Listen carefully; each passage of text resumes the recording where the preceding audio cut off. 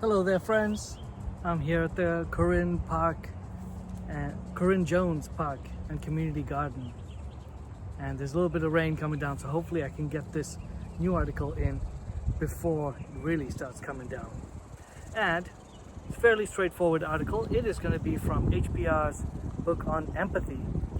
The first article in this book asks the very basic question, what is empathy? It's written by Daniel Goleman, and I'll share a little bit about Daniel first before we jump into the article itself.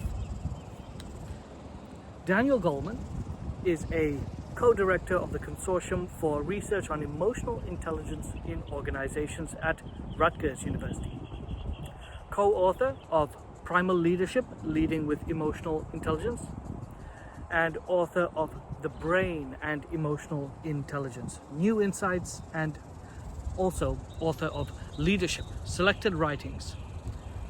His latest book is A Force for Good, the Dalai Lama's vision for our world. Wonderful. Well, this article is an excerpt from The Focused Leader, which was Harvard Business Review article. Awesome. So let's answer the question. What is empathy with Daniel Goleman? The word attention comes from the Latin attendere, meaning to reach forward. This is a perfect definition of focus on others, which is the foundation of empathy and of an ability to build social relationships. Executives who can effectively focus on others are easy to recognize. They're the ones who find common ground, whose opinions carry the most weight, and with whom other people want to work. They emerge as natural leaders regardless of organizational or social rank. The empathy triad. Daniel Goleman shares that empathy we say as one word, but actually it is combined of three different aspects. He says, you take a close look at where leaders are focusing when they exhibit empathy, reveals three distinct kinds of empathy, each important for leadership effectiveness. The first is cognitive empathy, the ability to understand another person's perspective. The second is emotional empathy, the ability to feel what somebody else feels. And the third is empathic concern, the ability to sense what another person needs from you. Let's go into those three in more detail now. Cognitive empathy enables leaders to explain themselves in meaningful ways, a skill essential to getting the best performance from their direct reports. Contrary to what you might expect, exercising cognitive empathy requires leaders to think about feelings rather than to feel them directly. An inquisitive nature feeds cognitive empathy. As one successful executive with this trait puts it, I've always just wanted to learn everything, to understand anybody that I was around. Why they thought what they did, why they did what they did, what worked for them and what didn't work.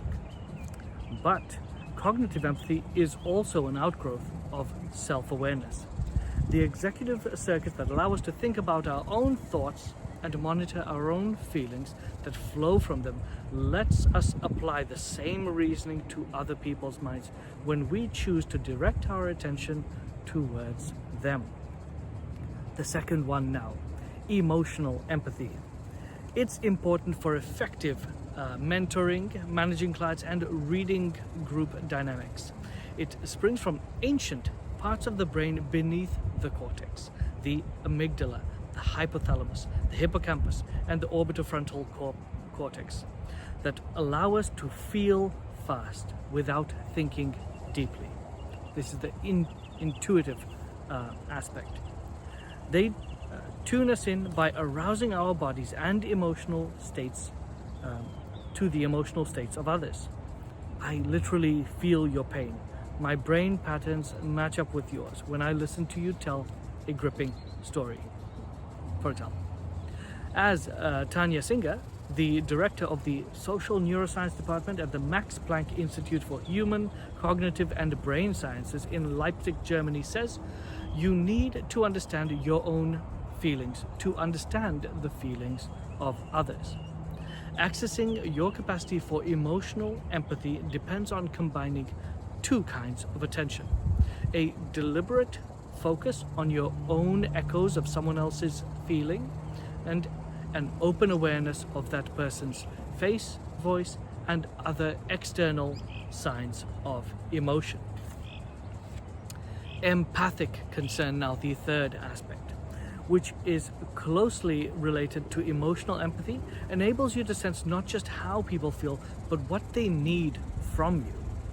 It's what you want in your doctor, your spouse, and your boss.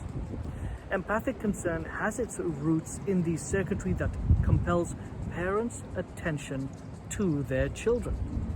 Watch where people's eyes go when someone brings in an adorable baby into a room, and you'll see this mammalian brain center leaping into action. Research suggests that as people rise through the ranks, their ability to maintain personal connections suffers. There are a few other talks that I have given on this same topic, so go have a listen at some of those.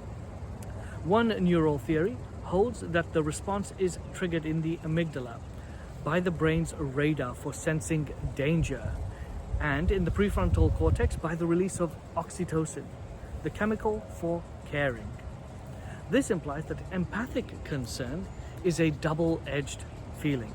We intuitively experience the distress of another as our own, but in deciding whether we will meet that person's needs, we deliberately weigh how much we value his or her well-being. So there's the intuitive and the deliberate conscious aspect.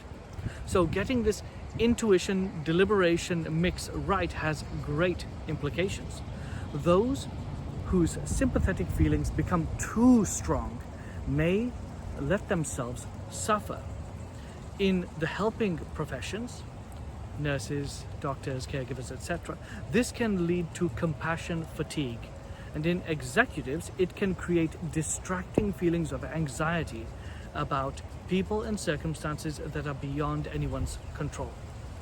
But those who protect themselves by deadening their feelings to others may lose touch with empathy. Empathic concern requires us to manage our own personal distress without numbing ourselves to the pain of others. And on that, the rain is now coming down, so I will have to leave. Thank you.